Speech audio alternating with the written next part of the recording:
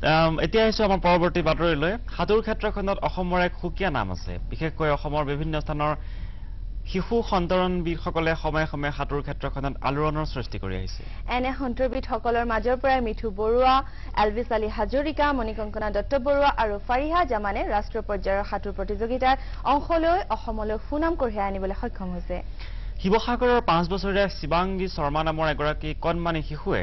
অলপতে গংগা নদী মাত্ৰ 7 মিনিটত সাঁতুৰি পাৰ হৈ ৰাষ্ট্ৰীয় সংবাদ মাধ্যমৰ শিৰোনামা দখল কৰে এক ৰিপৰ্ট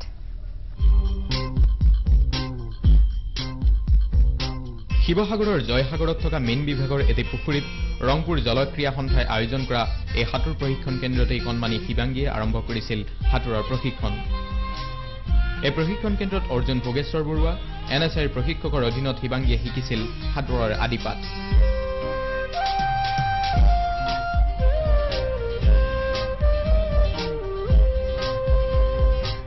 মাত্ৰ 1.5 বছৰ বয়সতে পানীৰ প্ৰেমত পৰা শিৱাংগীৰ মাজত লুকাই থকা প্ৰতিভাৰ উমান পাইছিল ৰংপুৰ জলক্ৰীড়া সন্থাৰ উদ্যোক্তা অৰ্জুন শ্ৰী ভোগেশ্বৰ বৰুৱাই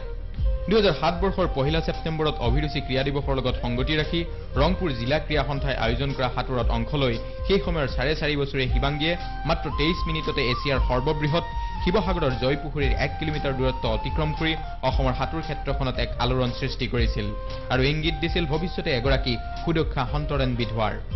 ইয়াৰ পিছতে 10 জুনৰ দিনা কণমানি শিৱাংগীয়ে ভাৰতৰ গভীৰতম গংগা নদী 17 মিনিটত উজাই আৰু ভটিয়াই 7 মিনিটত পাৰ হৈ ৰাষ্ট্ৰীয় সংবাদ মাধ্যমৰ শিৰোনামা দখল কৰিবলৈ সক্ষম হয়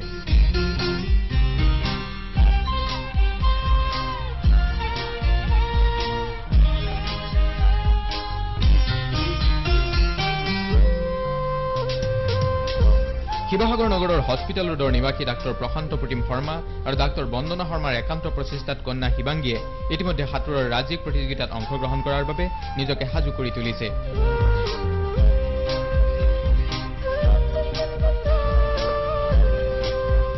মই এই পুখুৰীতে 2 বছৰৰ পৰা সাঁতোৰ শিকি আছো মই জয়সাগৰ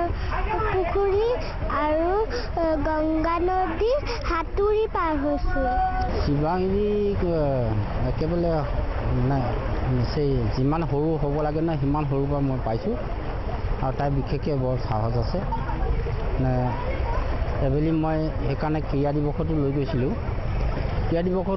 এই গতিকে শিৱাংগীৰ নিচিনা ইমান কণমানি ছোৱালী যে টেলেণ্ট আছে অসমত এইটো দেখুৱাবৰ কাৰণে মই লৈ গৈছিলোঁ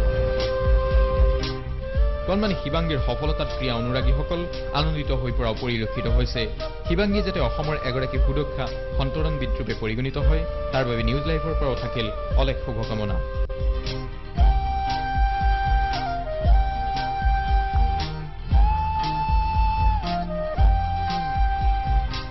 কেমেৰা পাৰ্চন লুইট চলিয়াৰ সৈতে অতনু বৰা নিউজ লাইভ শিৱসাগৰ